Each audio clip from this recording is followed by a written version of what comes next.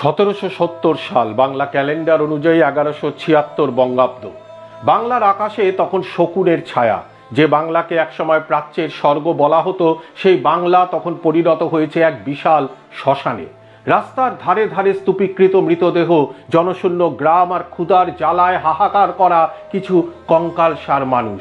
ইতিহাসে এটি 76-এর মন্বন্তর নামে পরিচিত, কিন্তু এটি কি কেবলই একটি প্রাকৃতিক দুর্যোগ ছিল, নাকি এটি ছিল ব্রিটিশ ইস্ট ইন্ডিয়া কোম্পানির লালসা ও প্রশাসনিক ব্যর্থতার এক পরিকল্পিত ফলাফল? আজকের পর্বে আমরা গভীরে গিয়ে দেখব এই ভয়ঙ্কর দুর্ভিক্ষের নেপথ্যের কাহিনী এবং ইতিহাসবিদদের ভিন্ন ভিন্ন দৃষ্টিভঙ্গি। এক, প্রেক্ষাপট, দেওয়ানি লাভ ও দ্বৈত শাসন। দুর্ভিক্ষের বীজ বপন করা হয়েছিল 1765 সালে, যখন রবার্ট ক্লাইভ মোগল সম্রাট দ্বিতীয় শাহ আলমের কাছ থেকে বাংলা, বিহার ও ওড়িশার দেওয়ানি বা রাজস্ব আদায়ের অধিকার লাভ করেন। ব্রিটিশরা পেল অর্থ আদায়ের ক্ষমতা, আর নবাবের হাতে রইল শাসনের দায়ভার, কিন্তু কোনো অর্থ ছাড়াই। ইতিহাসে একেই বলা হয় দ্বৈত শাসন। বিখ্যাত ঐতিহাসিক আর.সি. দত্ত তার ইকোনমিক হিস্ট্রি অফ ইন্ডিয়া গ্রন্থে দেখিয়েছেন যে কোম্পানি আসার আগে বাংলার ভূমি রাজস্ব ছিল সহনশীল, কিন্তু কোম্পানি আসার পরপরই রাজস্বের পরিমাণ অস্বাভাবিকভাবে বাড়িয়ে দেওয়া হয়। 1764 সালে যেখানে রাজস্ব ছিল প্রায় 6 লক্ষ পাউন্ড, 1771 সালে দুর্ভিক্ষের চরম মুহূর্তেও তা বাড়িয়ে করা হয় 11 লক্ষ পাউন্ড। অর্থাৎ যখন মানুষ না খেয়ে মরছে, তখন কোম্পানির প্রধান লক্ষ্য ছিল কর আদায়। 2, 1769 থেকে 1770 যখন আকাশ থেকে আগুন ঝরল। 1768 সালে বৃষ্টিপাত কম হয়েছিল, কিন্তু 1769 সালে দেখা দিল চরম খরা। ফসল জ্বলে গেল মাঠে, কৃষকদের ঘরে এক মুঠো চালও অবশিষ্ট রইল না। কিন্তু কোম্পানির শাসনযন্ত্র তখন কি করছিল? তৎকালীন ব্রিটিশ ঐতিহাসিক ও সিভিল সার্ভেন্ট উইলিয়াম হান্টার তার the annals of rural Bengal গ্রন্থে এই পরিস্থিতির কিছুটা বর্ণনা দিয়েছেন। হান্টার স্বীকার করেছেন যে বাংলার 1/3 জনসংখ্যা, মানে প্রায় 1 কোটি মানুষ এই দুর্ভিক্ষে প্রাণ হারিয়েছিলেন।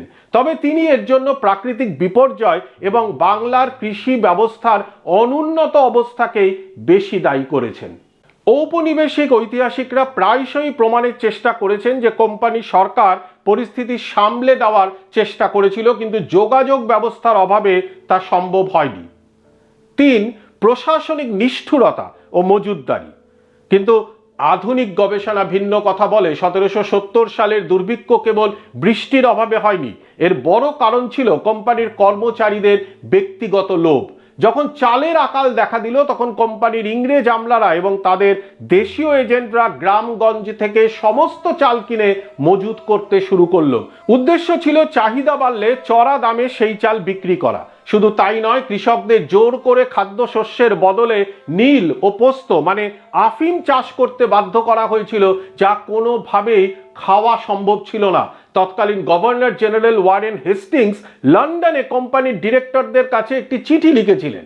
সেখানে তিনি গর্ব করে জানিয়েছিলেন যে দুর্ভিক্ষ সত্ত্বেও রাজস্ব আদায়ের পরিমাণ কমেনি, বরং বেড়েছে।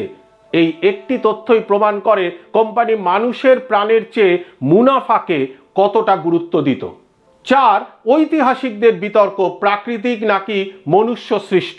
ইতিহাসবিদদের মধ্যেই মন্বন্তর নিয়ে 2টি স্পষ্ট ধারণা আছে। 1, জাতীয়তাবাদী দৃষ্টিভঙ্গি। রজনীপাম দত্ত বা অমর্ত্য সেনের তত্ত্ব অনুযায়ী এটি ছিল সম্পূর্ণ প্রশাসনিক ব্যর্থতা। যখন মানুষের হাতে ক্রয় ক্ষমতা থাকে না এবং সরকার খাদ্য বিতরণের বদলে কর আদায়ে ব্যস্ত থাকে, তখনই দুর্ভিক্ষ গণহত্যার রূপ নেয়। 2, সংশোধনবাদী দৃষ্টিভঙ্গি। কিছু আধুনিক পশ্চিমা ঐতিহাসিক দাবি করেন সেই সময় মোগল কাঠামো ভেঙে পড়েছিল এবং কোম্পানি তখনও প্রশাসনিকভাবে দক্ষ হয়ে ওঠেনি, তাই তারা চাইলেও পরিস্থিতি সামাল দিতে পারত না। কিন্তু এই যুক্তি ধোপে টেকে না যখন দেখা যায় যে সেই সময়ও কোম্পানি থেকে প্রচুর পরিমাণ খাদ্যশস্য সেনাবাহিনীর জন্য রপ্তানি করা হচ্ছিল। 5, প্রভাব ও শেষ কথা। 76-এর মন্বন্তর বাংলার সামাজিক অর্থনৈতিক মেরুদণ্ড ভেঙে দিয়েছিল। জনশূন্য গ্রামগুলো জঙ্গলে পরিণত হয়েছিল, যা পরবর্তীকালে সন্ন্যাসী ও ফকির বিদ্রোহের জন্ম দেয়। বঙ্কিমচন্দ্র চট্টোপাধ্যায়ের আনন্দমঠ উপন্যাসেও এই দুর্ভিক্ষের এক করুণ ও বীভৎস চিত্র ফুটে উঠেছে। বাংলার এই আর্তনাদ লন্ডনের পার্লামেন্ট পর্যন্ত পৌঁছেছিল ঠিকই, কিন্তু ততক্ষণে অনেক দেরি হয়ে গেছে।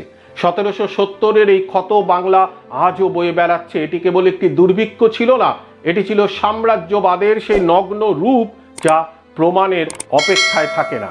আজকের পর্ব এখানেই শেষ করছি। আমরা কি ভুলে যাব সেই 1 কোটি মানুষকে যারা কোনো যুদ্ধ ছাড়াই মারা গিয়েছিল কেবল এক মুঠো ভাতের অভাবে? ইতিহাস আমাদের ক্ষমা করবে তো? পরবর্তী পর্বে আমরা আলোচনা করব অন্য কোনো অজানা ইতিহাস নিয়ে। ততক্ষণ ভালো থাকুন, ইতিহাসকে জানুন। ধন্যবাদ।